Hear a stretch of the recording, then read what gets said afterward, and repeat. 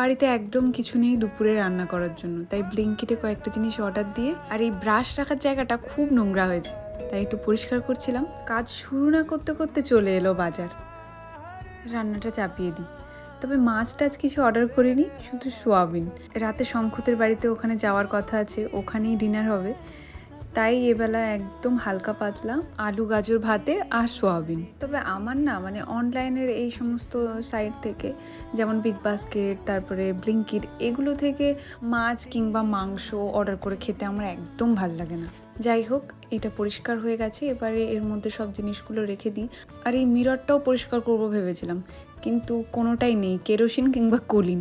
যেন কেরোসিনে মিরর খুব ভালো পরিষ্কার হয়। তালপাতার এই ফুলগুলো মেলায় একবার ও আমাকে গিফট করেছিল, ধুয়ে দিয়েছি, কি সুন্দর পরিষ্কার হয়ে গেছে। যাই দেখি তরকারিটার কি খবর। চলো, সবাই ভালো থাকো, আজকে তাহলে আসি, দেখা হচ্ছে কাল।